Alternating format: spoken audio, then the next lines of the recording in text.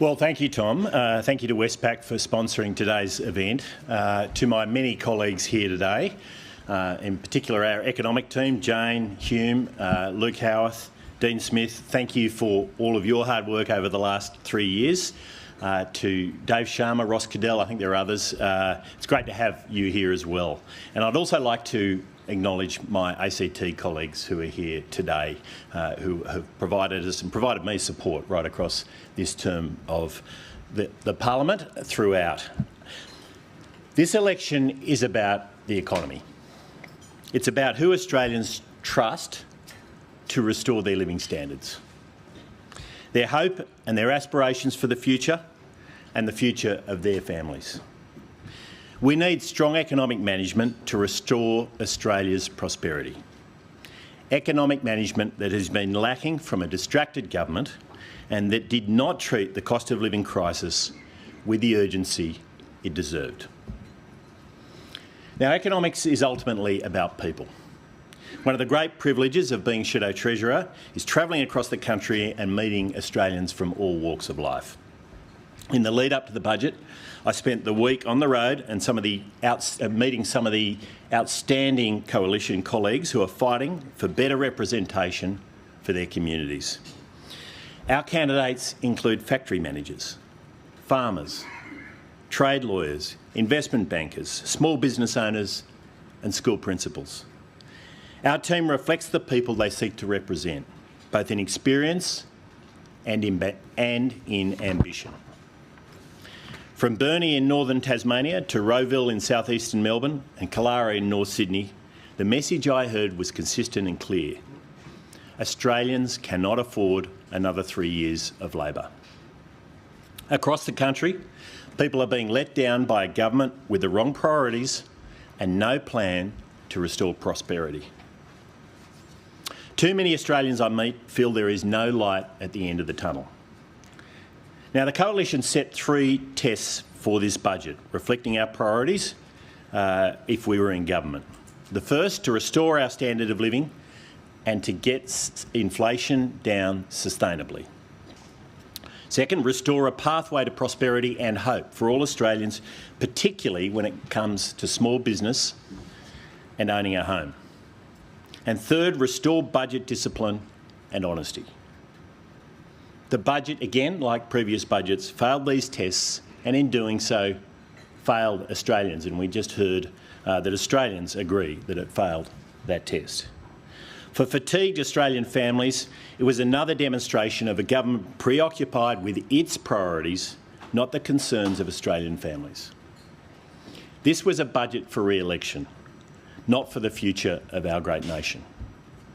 We see this in the collapsing living standards and the corrosive impact of long-running inflation in this country. Indeed, living standards have collapsed by 7.9% under Labor, and on Labor's own plans, they won't recover until the end of the decade, a lost decade for hard-working Australians. The collapse is the worst on record and worse than any peer country. On average, prices are 11% higher and still going up, and for working families, living costs have risen by closer to 20%. History tells us that inflation has a nasty habit of resurging. Real wages have fallen over the last 3 years and are not expected to recover to 2020 levels until 2032. At the same time, Australia has experienced the longest per capita recession on record. Families are struggling in ways they have never struggled before. We see a record number of Australians working multiple jobs, digging deep into their savings and cutting back on non-essentials and even essentials in some cases.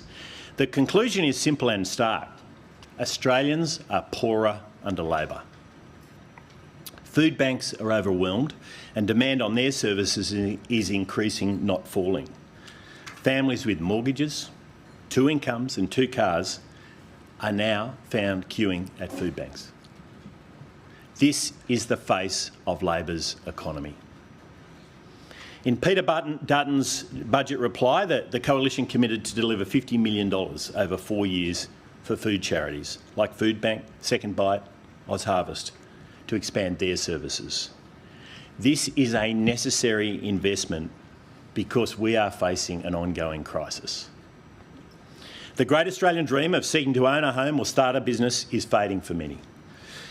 Inflation, interest rates, rising taxes are making opportunities seem like a foreign concept.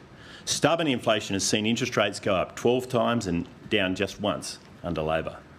Indeed, a typical family with a mortgage has paid out $50,000 they weren't expecting to pay just 3 years ago, turning a dream into a nightmare.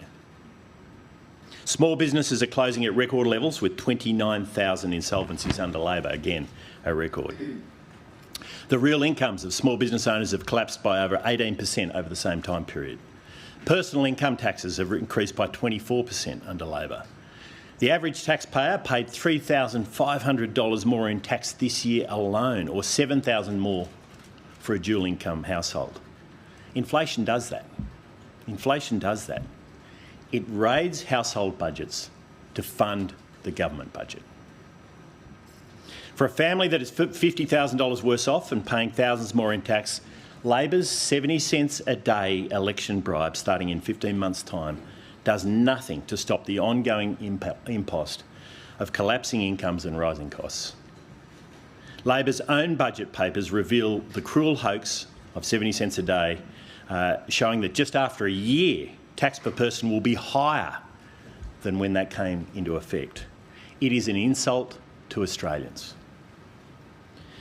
And the budget, meanwhile, is deteriorating before our eyes. Despite an inflation-fuelled tax windfall, commodity surpluses look as fleeting as rate relief.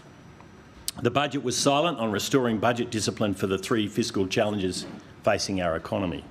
How we provision for budget repair to take the heat off inflation, prepare for future shocks, provide for essential services, and avoid leaving a massive liability to our children and grandchildren. How we provision for the defence of our nation in the most uncertain time since the Second World War, and how we address the impact of rising taxes for businesses and households driven by inflation.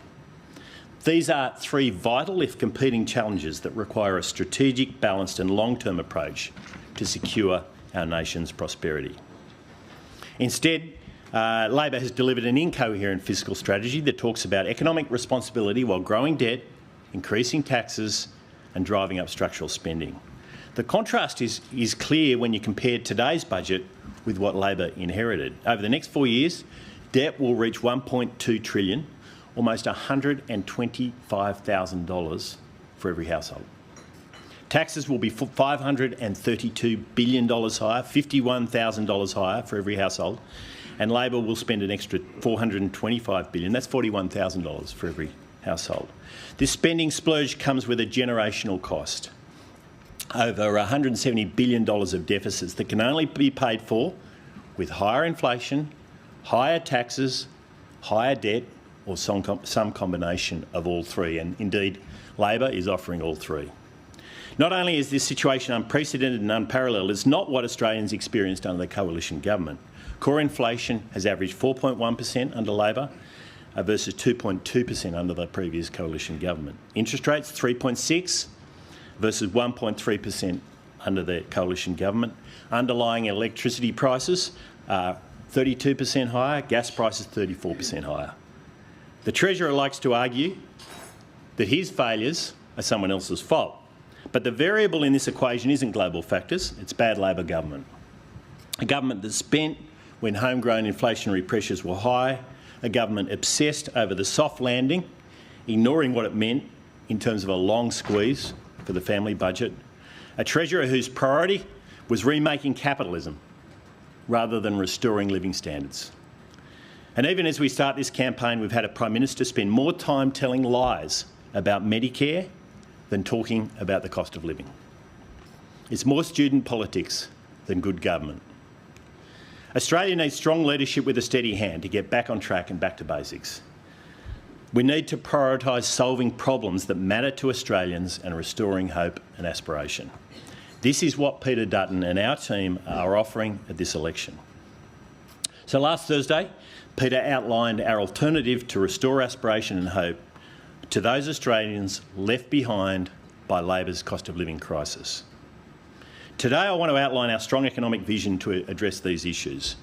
Our plan will get Australia back on track and deliver a low inflation, strong growth economy. The answer isn't more expensive and ineffective government programs. We will make it our mission to, first, beat inflation sustainably. Second, repair our housing and energy markets. Revive growth through investment and backing small business. Deliver targeted, timely tax relief. And restore the budget to protect our nation. These 5 goals, these 5 missions, require unleashing the enterprise and energy of the great Australian people. And most important, it means attracting the investment that will drive growth, productivity and prosperity. And that means replacing red tape with freedoms, anxiety with confidence and pessimism with hope. Now, beating inflation sustainably will be always the #1 priority of a Dutton government. This is particularly important while prices are still too high, with the RBA highlighting yesterday that inflation risks and uncertainties are still strong. The Coalition knows the long-term solution to inflation lies in reining in wasteful spending and restoring productivity in our economy. We've identified over $100 billion in spending across this term that was not necessary. We've highlighted key programs, not essential services, that we will wind back in government to reduce pressure on spending. To boost productivity and restore opportunity, we need to tackle the supply challenges that are holding us back. This requires unlocking investment and cutting red tape, but we know there aren't overnight solutions. This is why we've proposed targeting cost of living relief with a halving of the petrol tax in the short term. Our plan is about real relief now while getting inflation sustainably back on track. Now, fixing housing and energy are essential to restore prosperity and opportunity. Australians feel the pain of cost of living most acutely through housing and energy affordability.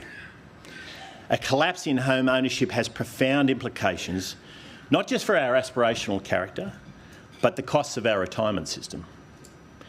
The challenge requires every lever to be pulled with a focus on 3 in particular: security, serviceability and supply. On security, we'll restore the original promise of super to support first home ownership and work with APRA to get our first home owners a fairer go, making it easier for Australians to secure a home. On serviceability, sustainably beating inflation will put downward pressure on interest rates as we continue to support the first home guarantee. We'll work with APRA to give LMI-backed mortgages fairer pricing and make it easier for Australians to afford to retain their homes or retain their homes by reducing the overly cautious serviceability buffers. On supply, we'll freeze the National Construction Code, restore law and order on our building sites, rebuild our construction trades to bring down the cost of building new supply. We'll cut migration and invest in breaking infrastructure bottlenecks to unlock over 500,000 more homes for Australians. On energy, we need more supply and more energy. This will bring down prices for households and businesses. We must complement the growing share of renewables with baseload dispatchable power. We need to ensure that Australian gas is working for Australians through establishing an East Coast production reservation plan. We'll bring forward more gas through our National Gas Plan, for example, through unlocking the North West Shelf. To decarbonise our grid and secure baseload energy to support manufacturing and data jobs into the 2030s, we'll reform our energy laws to establish a zero-emissions nuclear power industry. Secure and affordable housing and energy are the foundations for living standards and for our economy. They are vital to a prosperous economy that can support aspiration and hope.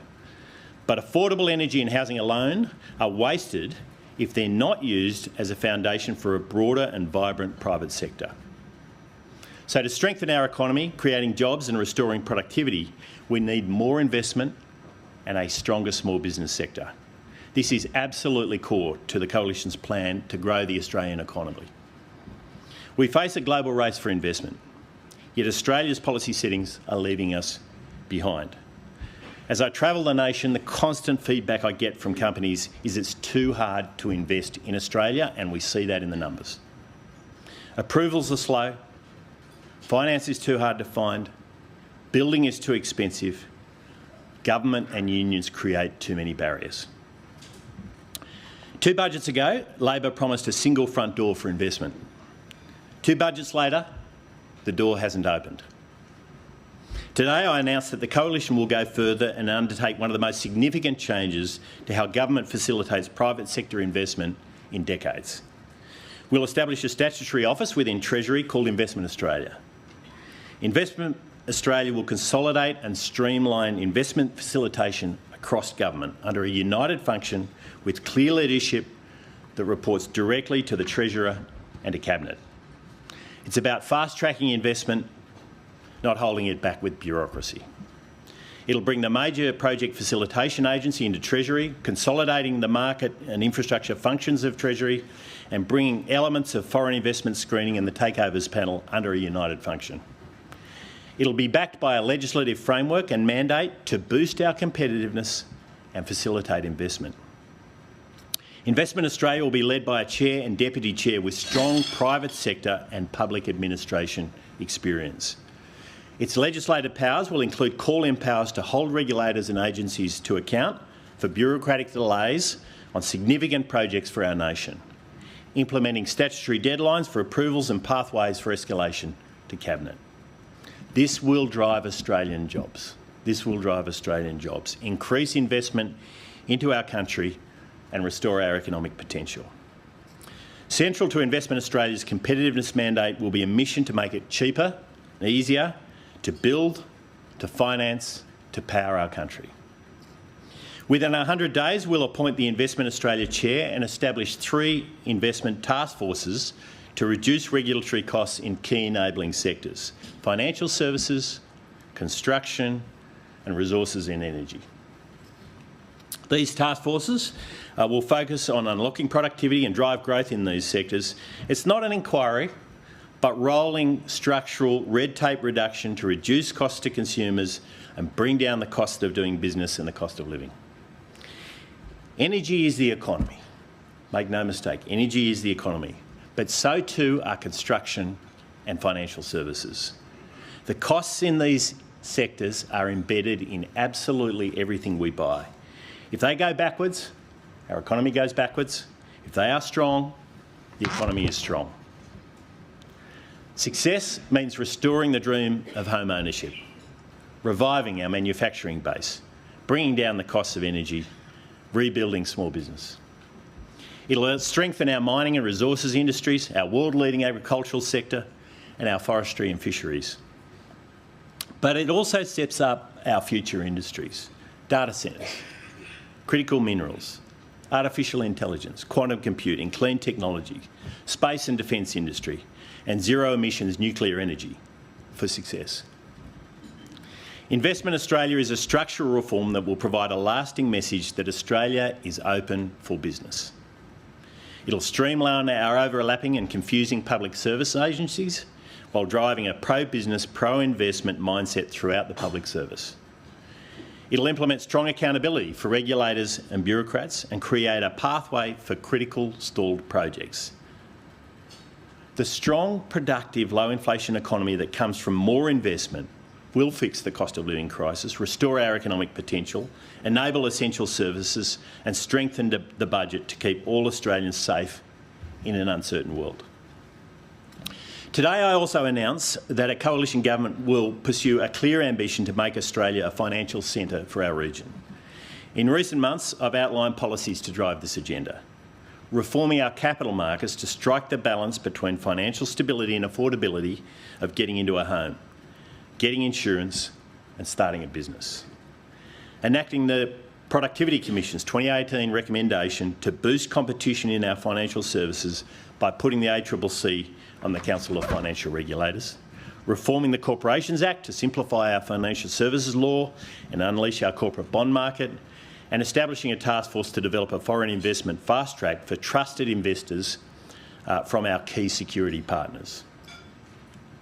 On Thursday, Peter Dutton announced 4 bills that will be introduced on our first day of Parliament: the Energy Price Reduction Bill, the Lower Immigration and More Homes for Australians Bill, the Keeping Australians Safe Bill, and the Guaranteed Funding for Health, Education and Essential Services Bill. But today I announced that the Coalition will introduce the Securing Australia as a Financial Service Centre Bill within 100 days following the election. The bill will legislate key financial service reforms that Australia has failed to prioritise, ranging from payment system reforms, digital assets regulation and restoring our financial advice profession. Our financial system is the nervous system of our economy. At best, it supports Australians to fulfil their dreams and realise their aspirations. This will unlock our financial sector and make it easier for Australians to afford a home, plan their retirement and start a business. Now, we can't do any of this without a strong small business sector. Small businesses are the lifeblood of our community and the engine room of our economy. Australian small businesses have been crowded out by a ballooning public service and a rising cost of Labor's red and green tape. For small businesses under Labor, there is no light at the end of the tunnel. To restore this, the Coalition has outlined our plans to make the instant asset write-off permanent at a higher threshold, to simplify mill deductions and save FBT compliance costs, to increase competition and access for small business lending, and to make it easier for small businesses to employ. Michaelia Cash, Susan Lee and I have finalised a comprehensive small business policy package that will be unveiled over the coming weeks. Our announcement on Thursday that a Dutton Coalition government will set a target of 400,000 apprentices and trainees in training across Australia is the next step in this agenda. Our plan is to restore targeted and proven incentive payments for employers to hire and train an apprentice. We'll provide small to medium-sized businesses with $12,000 to support them to put on a new apprentice or trainee in critical skill areas for the first 2 years of their training. Driving the next generation of trades will not just address our housing crisis, but create a new generation of small business owners. Apprentices start work early. They hone their trade and then often go on to create their own businesses, taking on more apprentices of their own. Our policy sends a clear message that you do not have to go to university to fulfil your dreams. We'll elevate the trades and tradies and training as one of our best professions Australians can undertake. We want more Australians to take the leap to be their own boss, to grow their businesses and employ other Australians. A dynamic small business sector and thriving entrepreneurial ecosystem will be the bedrock of our economic strategy and a priority for me as Treasurer. Backing our small businesses is essential to delivering a low inflation, strong economy, because when small businesses grow, Australia grows. So this is why small business is central to our tax policy at this election. Targeted and timely tax relief is also our focus heading into the election. A Dutton Coalition government will deliver immediate tax relief. On day one of a new parliament, we'll move to legislate our fuel tax cut. Our cut to the fuel tax will provide immediate relief to families, tradies, countless small businesses. Our permanent and higher instant asset write-off and simpler mill tax deductions I mentioned earlier will support small business recovery and give 98% of Australian businesses a tax cut when they invest in productive assets. 98% of businesses. Our tax to GDP cap is not just a fiscal rule. It's a lower taxes guarantee to the Australian people, ensuring we can manage spending and create room for future tax cuts. We won't cross the Rubicon of taxing unrealised capital gains in Australians' retirement savings, because it is awful policy, forcing small business people and farmers to sell down their businesses. The Coalition is the party of lower, simpler and fairer taxes, and we are delivering at this election. Of course, lower taxes must sit alongside the Liberal and national values of strong budget management and ensuring we protect our nation. The budget deterioration I outlined earlier means that the pathway to balancing all three objectives has to be to strengthen economic growth. We cannot provision for essential services, protect our nation from future shocks and secure the defence of our nation by robbing one generation for another. Any politician who pretends otherwise is not being honest with the Australian people. As an alternative government, we're prepared to be the adults in the room. It's why we've been clear that the starting point for real tax reform is strong economic management. Now, we'll restore good budget management and economic responsibility as well, and it's absolutely key to fighting inflation, delivering essential services, as I said earlier. But it's also essential to prepare us for the unexpected challenges the world forces on us. The Coalition balanced the budget before COVID, and it enabled us to get Australia through the pandemic in a world-leading economic position. We've already made a significant point of difference from the opposition on budget management by opposing $100 billion of unnecessary spending that only puts more pressure on inflation. Billions for transmission lines to nowhere, housing funds that have not built a house, manufacturing funds that are failing to stop the closures in the face of soaring energy prices. We'll restore the budget rules that have underpinned every good budget from Peter Costello until this Labor government. Restoring the tax to GDP cap, ensuring our spending grows at less than GDP growth, committing to restoring the budget to structural balance over the medium term. We'll embed a whole-of-economy productivity target in our fiscal strategy and elevate productivity as the primary growth lever of our economy. By embedding a productivity target in our economic strategy, restoring productivity will be a rolling whole-of-government focus across all portfolios. That'll set us up for growth. It'll enable us to fund defence and essentials, fix the budget and pursue lower taxes. It's about protecting future generations and ensuring we can fund essential services. Responsible budget management is essential to protect our nation as well. It's essential to beat inflation, and it's essential to provide genuine tax reform that provides lasting relief and reward to families and sets up our economy for success. Labor has failed to manage the budget, and it's failing to respond to the threats and challenges Australians are facing. A Dutton government will restore strong budget management to get Australia back on track. Our plan is a supply-side agenda to grow the economy and ensure we beat inflation sustainably. It's a strong Liberal plan in the tradition of Peter Costello and John Howard, grounded in economic responsibility and driven by enterprise. The Coalition has the toolkit needed to bring down the cost of living and get the economy back on track. But this election is as much about leadership as it is about policy. In Peter Dutton, we have a strong leader and a steady hand. And in the Coalition, we have a team grounded in real life. As I said earlier when I was talking about our candidates, it's as true of our sitting members and senators as it is of our candidates: farmers, business owners, veterans and professionals. As Treasurer, my mission is clear: to rebuild Australian prosperity and restore the hope and aspiration that Labor has left behind. I want an economy where opportunity thrives, where ambition is rewarded, and Australians have the confidence to back themselves again. I bring to this role the experience of starting businesses, working at the highest levels of industry, and growing up on a family farm not far from here.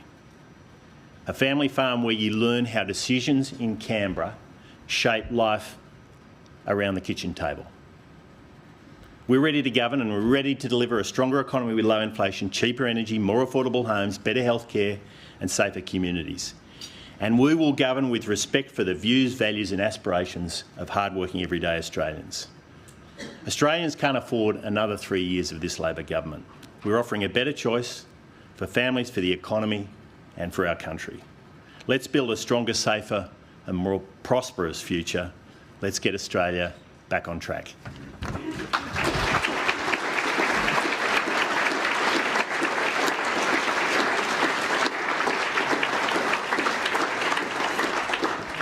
Thank you, Mr Taylor. You spoke a lot about budget repair and discipline, and also restoring the budget at least to away from deficit in the medium term. For a lot of economists, the one that matters is the forward estimates. Will you pledge, sometime during the election, will the budget under a coalition government be significantly better off over the forward estimates? Yes. I'll set the example. Of course, and I will expand on that, Tom. Sure. But it is a one-word answer, and the truth is we need a stronger budget position, and that's why we've opposed over $100 billion of unnecessary Labor spending at this time. That's not an easy thing to do. But we have done it in this term of Parliament without threatening essential services. And that is the approach we will continue to take because it's the right thing. It's the right thing for this country. I mean, at the end of the day, what's happened is Labor has trashed the government budget at the same time as they've been trashing household budgets. I mean, both have just red ink as far as the eye can see. I mean, this is an absolute economic catastrophe. And we've got an economy that is no longer working for middle Australia, for hard-working Australians. Only a Labor government could achieve those astoundingly bad outcomes, but that's what they've achieved. That's what we saw in the budget. And it's no surprise to me that Australians said after the last budget, having seen 3 budget flops before, this is the 4th record budget. The Treasurer is very proud that he's done 4 budgets because apparently it's a record. Well, I tell you what is absolutely a record is 4 budget flops. And the last one was the worst of the 4. All right, well, the question list looks more like an AFL team sheet, so please keep it to 1, beginning with Shane Wright from the Sydney Morning Herald and The Age. I'll be playing out of the back pocket there for you. Mr Taylor, you mentioned the $100 billion in unnecessary spending. Yep. That includes the $45 billion tied up in the HRF, the HAF, and rewiring the nation, all of that which is off budget. What do you plan to do with that $45 billion? How will you treat it? And to follow on from Tom, with his forward estimates, will the 24-25 budget deficit be smaller or larger under yourself? Yeah, so can I make a couple of comments to this question, Shane, that actually you can say that's all off budget, but there are also interest costs associated with it, which are absolutely on budget, and many of the other initiatives are also on budget. There's a significant portion of it on budget, but either way, it's Australian taxpayers' money, and if it doesn't need to be spent, it shouldn't be. And these are not initiatives at a time when we're facing inflationary pressures that we should be pursuing. Our budget position, as I said earlier, will be stronger than Labor's. We'll put that out before the election, as is customary, in line with past practice. But what you can be absolutely assured of is that our budget position will be stronger than Labor's, and that's why we've made hard decisions. I mean, at the last budget, in the lockup, we made the decision to oppose the corporate, what I think is proving to be corporate welfare in many cases, under their manufacturing programs that frankly are not delivering any manufacturing. Manufacturing's going backwards. We made that decision. We opposed it. There's a significant amount of that is on budget. And that was a tough decision because we want manufacturing to succeed, but we know the way for manufacturing to succeed is get energy costs down, make sure our construction sector is competitive. Make sure you get approvals quickly. That's how you do it. You don't make up for all of that with big government subsidies. And at this budget, of course, Labor decided to commit $17 billion. We said, you know what, there's a much more targeted version of relief here for the people who are suffering the most, those hard-working Australians who in many cases have got a house in the suburbs and the regions, many in my electorate, who are having to travel long distances. And they've got no free cash flow. There's no free cash. They're just living absolutely hand-to-mouth under this Labor government, and we decided there was a much more targeted version of relief, which was more economically responsible. And we'll continue to make those decisions. This is, I think, a strong signal we're sending to the Australian people that we're going to be responsible about it, but we also know the pain that they're suffering, and we'll get that balance right. Next question, Dana Daniel from the Canberra Times. Dana Daniel from Camera Times. Thank you for your speech. You said in a podcast interview that Elon Musk is doing good work. Can you share what you'd like to emulate by way of Trump-style doji cuts to the Australian public service, and specifically which programs you would cut if elected, given Peter Dutton's ruled out cutting frontline services or defence, which are among the 41,000 roles created this term? And can you guarantee that these cuts will result in net savings to the budget and not be outweighed by increased spending on external consultants? Yeah, okay. There's a number of questions there, so I'll try to break them down a bit. I use Starlink. I live about an hour from here, and I've got to tell you, it has changed the way the internet works for me, my family, and people around me. It is unbelievable. I love innovation that works, that changes the world from the private sector, from entrepreneurs and from enterprise. And anyone, there's lots of farmers and others in my electorate who use that amazing technology, and that's, I think, the best work, the very best work that we've seen from Elon Musk, and I think many Australians in regional Australia will absolutely back me up on that. On the 41,000, that's the growth in the public service under Labor. That's the growth in the public service under Labor. I want to see a strong, effective public service in this country. I've lived around Canberra for much of my life, and I think it's incredibly important that we have a very strong and effective Canberra-based public service. But I've also learnt through the course of my career, a business career, so I'm, compared to most who we're up against on the Labor side, I'm a relative newcomer to politics. But I learned in that career that you don't need to have a bigger team to have a better team. I want to empower the very best public servants in this country to be their absolute best. Take away some of the bureaucracy, and I'm talking about this today, and help them to be part of the mission to make this country a better country. And I think that's what every public servant wants to do. But right now, I don't think that's how the public service is working in many cases.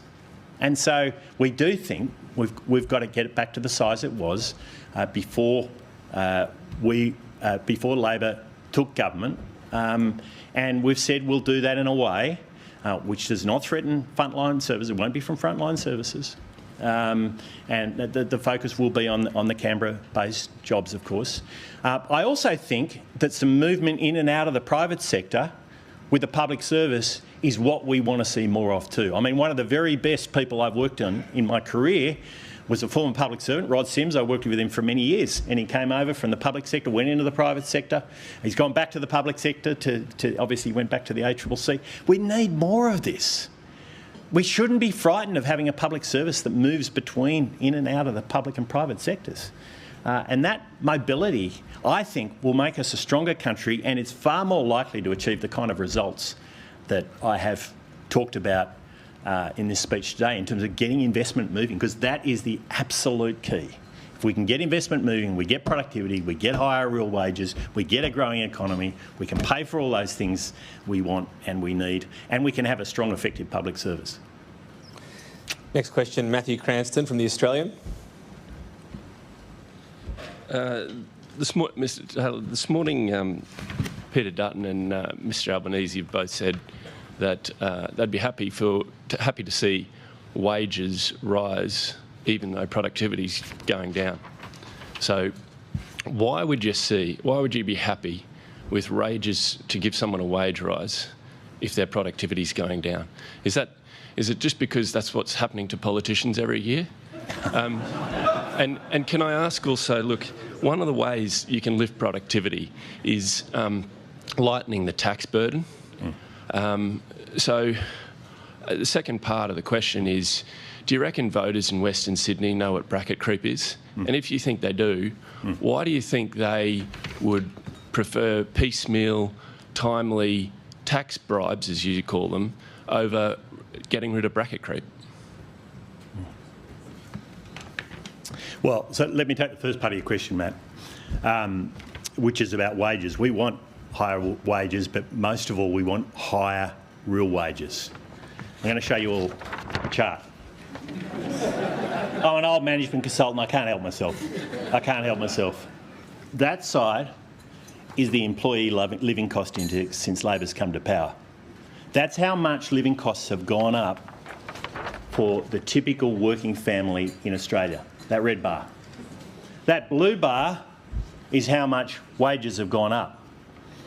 We don't want that to go down. We want that one to go down. And that's how you get higher real wages, because then those higher wages buy more goods and services. So that's what we want. Higher real wages. Under Labor, that bar, you can see it, is about half the red bar.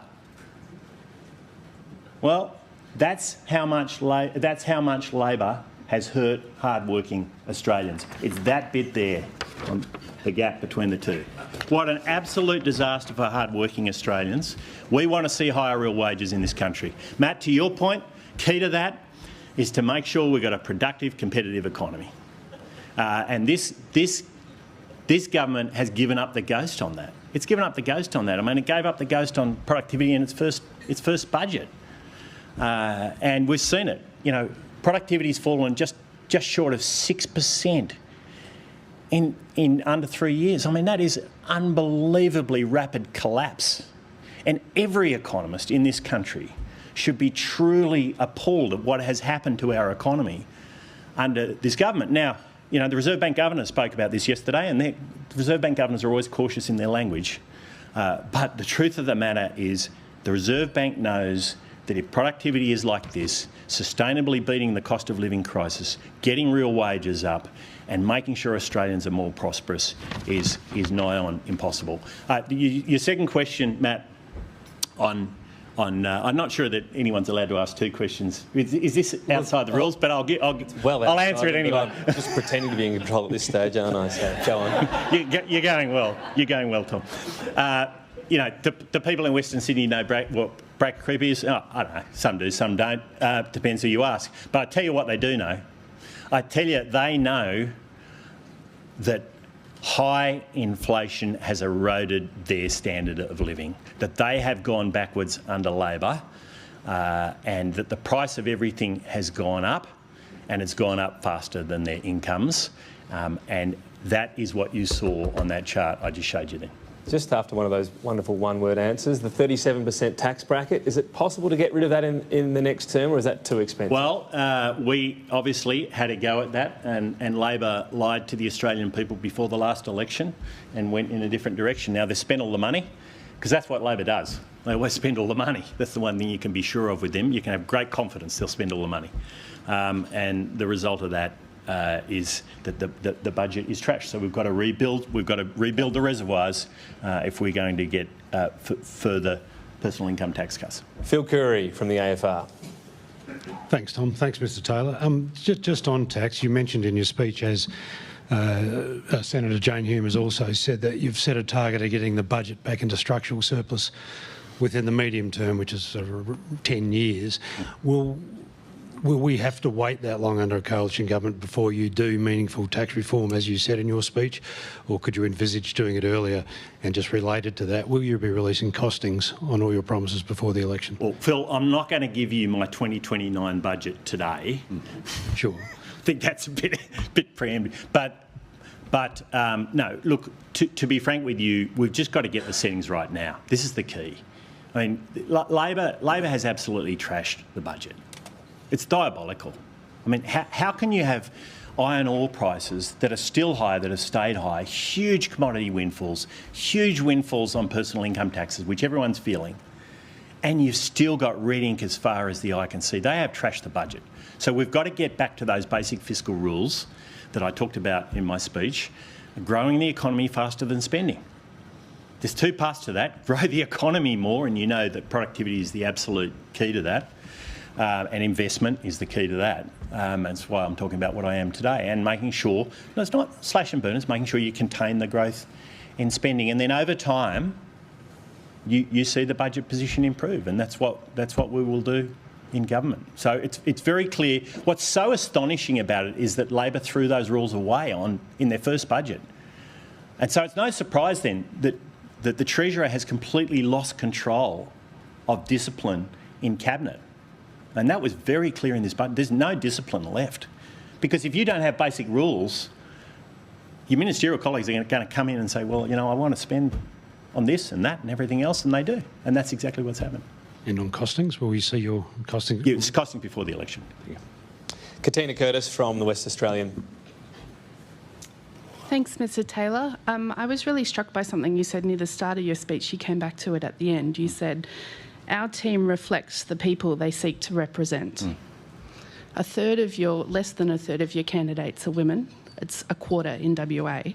What does that say to the women voters in Australia? Well, that's not right. If you look across both houses of parliament, I think the right number is 47%. So, what about in WA? I can't speak to every state, but I'd say across Australia, and they are an amazing group of candidates. They are the most amazing group of candidates I have seen in my time in politics. I mean, I thought the 2013 crop was pretty good. I was lucky enough to be one of them. But I tell you that the people we have out fighting across this country for better government, for making sure that we don't have another 3 years of Labor, making sure that we do have a vision for beating inflation, for boosting growth, for backing business, for making sure we fix our housing supply, our energy supply in this country. They are the most incredible group of people. And the truth is, unlike our opponents, most of them are coming from outside of politics. But I think we need that. We need a balance, and I'm a great believer that we should have that balance, and I think we've got an amazing balance on so many different dimensions. Andrew Probyn from the Nine Network. Mr. Taylor, I think Katina will write that as a non-answer. Can I ask you about your gas plan? James Patterson on the weekend was saying that you deliver gas $10 a gigajoule to households. Peter Dutton seems to be thinking it's $10 a gigajoule wholesale. First of all, which is it? But then let's go through your maths. You've got to get gas from the wellhead, it's $7 to $9, say. To deliver it, it's anywhere between $2.50 to $3.50 a gigajoule. You can see here it doesn't stack up. So where are your savings? And secondly, because everyone else has done it, Tom, you said you love Starlink. I can treat this as an optional question, the second one. Well, do with it as you will. Yes. You say you love Starlink. Are you going to flog off the NBN? The answer to your second question is no, so that's simple. I'll give you the one-word answer. On gas, so currently the price of gas we're seeing, and it moves every day, of course, is around $14 or a little higher. Sneak preview on the modelling, you'll see that we can get it down to below 10. So 14 down to below 10 is a very substantial Household reduction. or Well, wholesale? everyone pays that. So industry, households, that's all built into everybody's prices, Andrew, wherever you are. No, $10. Is it households? You don't or, get 5 questions. Yeah, I thought I got the we don't chance like to answer dodging the either. first one. Household or wholesale? Well, you're getting a $4 reduction for everybody. For everybody, Andrew. That's how the market works. And so right now, over 14, down to below 10, and the way we do this is incredibly important. If you put extra supply into the network, you drive down prices. Now, I don't want to... the economics of this is absolutely essential to understand. More supply drives down price. It's always been true. And we have an opportunity in this country, as one of the biggest gas exporters in the world, between us and the US and Qatar, is to make sure that Australian gas is not just working for international customers, but is working for Australians. And that means pumping more gas into our network. In the short term, we think that gap is between 50 and 100 petajoules in a market of just over 500. And that's a very substantial domestic market. Okay. That's a very substantial reduction in price that you can achieve as a result of that increased supply. So it's not complicated. The important point about this is that we need gas for so many things we do. So, because gas drives the price of electricity for much of the time, particularly in the evenings. We see gas is the price setter. Gas is crucial to the food we've all just eaten here today, because the fertiliser that makes that food possible is made from natural gas. Gas is the key input into plastics, aluminium, into steel. It is used in everything. And this is why Peter says that energy is the economy, and if we can get the price of gas down, we can help to bring the price of things down right across our economy. Compliments to the chef on the beef fillet as well. The next question comes from... Very good fertiliser. Comes from Laura Tingle from the ABC. Mr Taylor, I also have a question on gas.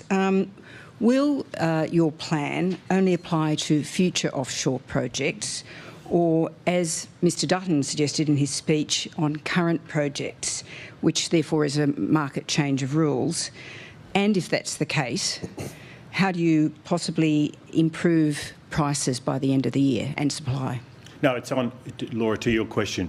The focus here is on getting more gas supply in from current production. And that's a change of current production. So it's a production reservation program, and that means we can move 50 to 100 petajoules, and it'll differ from year to year, so that number won't be the same number each year, into the Australian gas network to drive down the price, and we're very confident that we can get that price down to below $10 a gigajoule with the significant changing the reduction. Spot market rules. Yeah, so that's.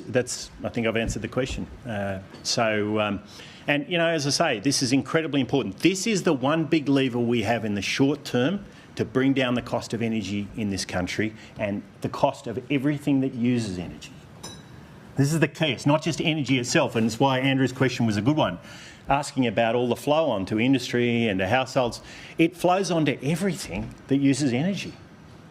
And it's a very, very powerful lever, and it gives us space then over the medium to longer term to put in place zero emissions nuclear generators. Thank you. Ben Westcott from Bloomberg.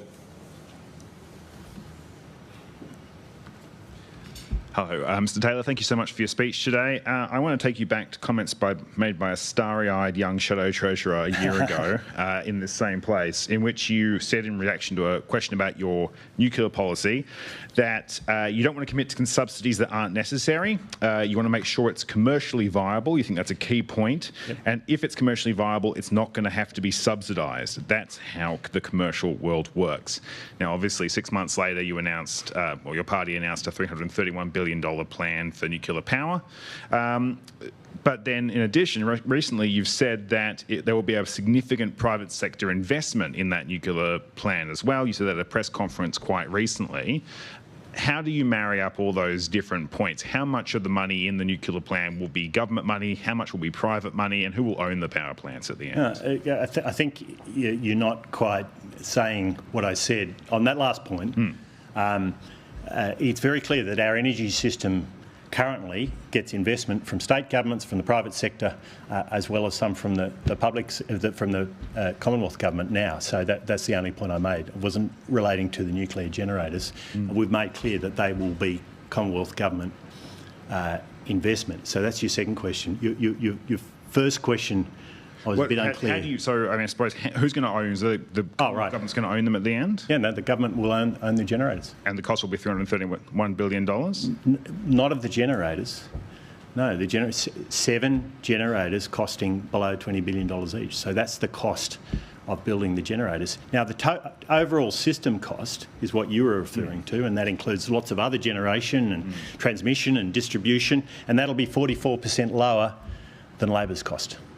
And that ultimately is what is the key for customers, because if it's 44% lower cost across the total system, then in a competitive market, it'll be 44% lower cost for consumers, and we'll make sure it's a competitive market. We have to. These are not subsidies. Those generators will have to earn a return on investment. And that's the point I have made at all times, and that's how they were independently modelled. This is all based on independent modelling. As a return on investment, a return to taxpayers, there's no subsidies involved. In terms of the cost difference for a consumer, Labor's plan is to have a lot more electricity or Yeah. power in the system. So wouldn't the 44% less not be a per consumer saving per se? Well, we think their plan, and the independent modelling says their plan is an overbuild.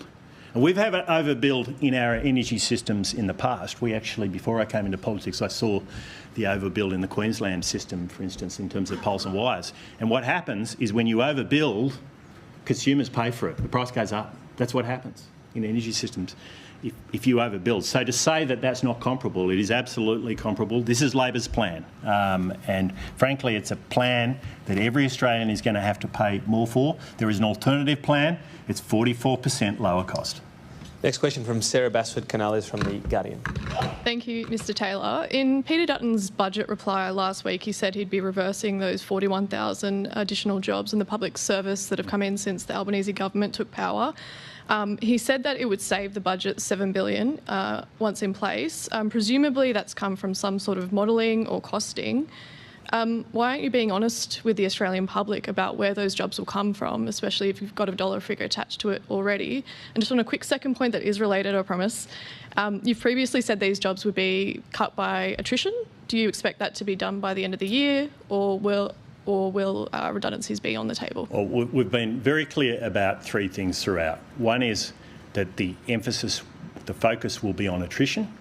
Obviously, the focus, we've said time and time again, is Canberra-based public servant jobs in non-frontline services. That's the focus. There's not been any ambiguity about that. In terms of your earlier question, the costings we'll put out, as I said to some of those earlier questions that others asked, the costings will come out before the election, and people will be able to peruse those and evaluate them, and I'm sure you will. Just to confirm, though, those costings have actually been done already? Look, the costings will come out before the election. I'm not going to go through the sausage-making process that is the reality of doing these things, other than to say that the team's been working hard for a long time, and you'll see the costings in good time, and you'll be able to assess them and evaluate them. And just quickly on the redundancies question as well, will there be redundancies, or is it? I think, as I said, the focus is on natural attrition. That will be the emphasis. Well, that's the emphasis we'll make, is on natural attrition. The important point about this is the public service has got so big under Labor that the attrition numbers are high now. I mean, you naturally have higher attrition if you've got more people, because people leave to go and do other things. And it's not a bad thing that a certain proportion of public servants each year go off to the private sector and do other things, and then hopefully come back with some of the experience they've learned from the private sector. We want to see that. I mean, that's a really good thing for this nation. I think by having a capital city that's detached from some of the commercial centres as we have here in Australia, there's probably less of that than I think would be healthy. It'd be good to see more of it, and that's why the head and deputy head of Investment Australia will be looking to bring in some private sector expertise into that team from day one. You won't be changing the capital though? No plan for that. Okay. Just I'm not usually into rule in, rule out, but I can probably rule that one out. Good to know. Jacob Steinman from AAP. Yeah. Mr Taylor, thank you for your speech. Jacob Stein from AAP. Yep. The early stages of this election campaign have shaped as a contest between $10 a week in tax cuts and cheaper fuel for a year, at least on the tax front. What's your plan for genuine tax reform to get productivity and living standards moving again as business groups and other quarters of the economy have been? Yeah. No, look, great question. I think I've talked about this quite a lot during the speech. I mean, we obviously need to get investment moving in this country if we're going to see that situation, that disastrous situation of Australians going backwards, where prices are going up faster than their incomes. If it's going to be reversed, we need to see investment, and that's why business tax has been such a strong focus for us. Instant asset write-off, getting small business investing. When a small business invests, it's not just investing in its business, it's investing in the community it's part of, it's investing in its employees, current and future, and it's investing in the nation. And we want to see more of that, and that is a very strong focus for us. In terms of the tax relief you just talked about, we think it should be absolutely targeted, it should be immediate, and that's why we've said a halving of the fuel tax is the right way to go. Labor, 70 cents a day starting in 15 months' time, and it's permanent, and they call it cost of living relief. The only conclusion I could draw from that policy or one conclusion I could draw from that policy is that the cost of living crisis is going to be permanent under Labor. I just think it was, I don't understand the logic of it. It makes no sense. And I think there is a better way. In terms of longer term reform that you're talking about, the key to this is to continually drive improvement in the budget so you can meet that tax to GDP cap and you can ensure that the dividends from strong, effective, well-run government, some of those dividends go back to Australians in lower taxes over time, and those fiscal rules are the absolute key. They've worked in the past for Liberal national governments and they'll work again. So can we expect this election any more announcements on long-term? I'm not going to give you the schedule of announcements over the next few weeks. I'll leave that to my leader. Jason Kutsukas from the Saturday paper. Mr Taylor, thanks for your speech. On March 14, the Financial Review quoted one of your parliamentary colleagues saying that you and Mr Dutton were engaged in a tit-for-tat war, and another colleague saying that you and Mr Dutton were firing arrows at each other, citing issues like insurance divestiture and winding back work from home rights for public servants. So what is your working relationship with Mr Dutton, and can Australians believe that you really do trust each other? Yeah, interesting. So absolutely outstanding. Great to have my colleagues here today because I think every one of them, if you have a private chat with them, will confirm that Peter and I have an outstanding relationship. I have worked with him since I was the Law Enforcement and Cyber Minister back many years ago, and we've had an absolutely outstanding working relationship ever since then. I've worked with him closely in that role. I was his Assistant Minister. I've worked with him closely as a fellow member of the Morrison Cabinet, and I've obviously worked with him very closely over the last 3 years as the Shadow Treasurer, and I'm very proud to call him a great colleague and a great friend because he is the strong, steady hand that Australia needs right now. I am absolutely convinced of it. I took that view when we went into opposition, that Peter was the right person to lead our party, the right person to lead the nation, at a time that I knew was going to be difficult, and I felt that Labor would not be able to manage the challenges thrown at this country over the last 3 years. They haven't, they've failed, and that strong, steady hand in Peter Dutton, he has played such an incredible role as an opposition leader. He's led the agenda time and time and time again in this country when the weak and ineffective Prime Minister and Treasurer haven't been able to lead the agenda. And I think that has shown in spades for an opposition in first term to be in the position that we've got ourselves into is because of his incredible leadership, the united team behind him, and I'm proud to be part of it. Why do you think we're very short. I just want to get through two more people if I can. Sorry, Jason. Spearsy's keen to ask 7 questions. David Spears from the ABC. Thank you, Jason. Thank you, Tom. Thank you, Mr Taylor, for your address today. I want to come back to gas as well. Yep. It's nearly a week since the budget reply announcement. We still haven't seen the modelling, obviously, or even a press release on this one, hence the questions. You said just now today that everybody will save $4 a gigajoule. Can I just ask how? Will you legislate this $10 cap or price, or will you legislate some sort of penalty, which the industry reckons would be a tax? How do you do this? Through the market. I know this is a mysterious concept, but when you put supply into the market, Spearsy, it drives down price. And what we've seen from the work we've done is the current price around $14.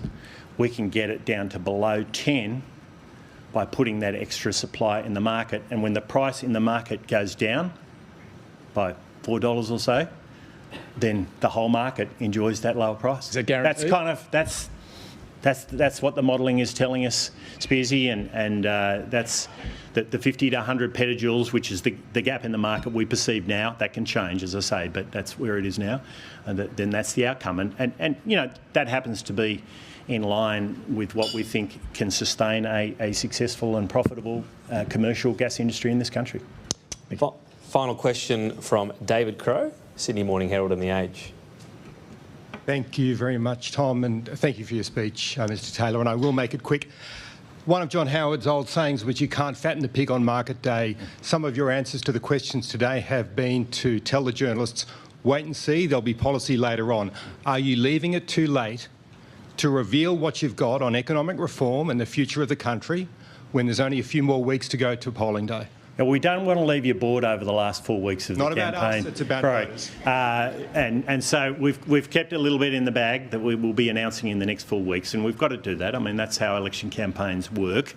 And you'd be the first to complain if we went for 3 weeks without announcing. We'd already announced all our policy. No, but we've announced. Can I say write just about your economic plan now if there was more of it on the table?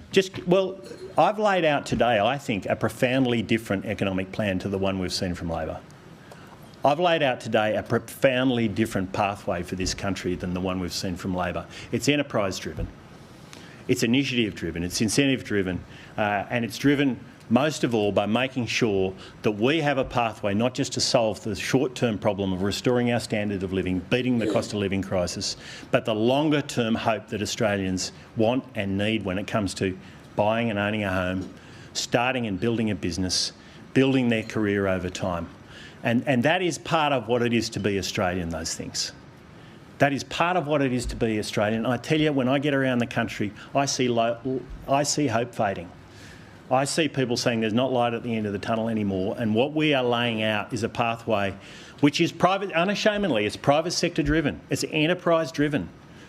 I don't resolve from that for 1 sec, because that's where I come from. I know the key to a strong economy, to a strong Australia, is to have a strong private sector investing in the future of this country. That's what I want to do as Treasurer. That's why I want to be Treasurer, because I want to see that happening, because I know the opportunities that can flow from it. I know the essential services we can provide from that. I know that that's how we protect our nation in an uncertain time. I know that's how we deliver the rising real wages that we must see. And that's what I have laid out today. And you'll see more of it. But I think there is a big choice coming up, and the choice is whether people want to see another 3 years like the last 3 years, or the alternative that we've been laying out over recent weeks and will continue to lay out over the coming weeks. Final easy one from me. You spoke about the Costello traditions. Peter Costello, before every election he contested, he was here at the Press Club for a Treasury debate. Would you like to continue that tradition? Well, this is my 4th time at the Press Club in this term of Parliament, and I am sad to say, Tom, this will be my last. I will be debating the Treasurer on multiple occasions, and I have proposed where and when. Indeed, I've invited him to debate me around 25 times in the Parliament after question time, and he's walked out every single time. He's walked out every single time. So I'm relishing the opportunity of taking on this Treasurer that has overseen the trashing of our standard of living, of our economy, of our pathway to hope and aspiration, because, frankly, he needs to be held to account for those failures. All right, well, if you need a venue, you know where to find us, but otherwise I'll present you with this club membership so you can get back in. Ladies and gentlemen, please thank Angus Taylor. Thanks, Tom.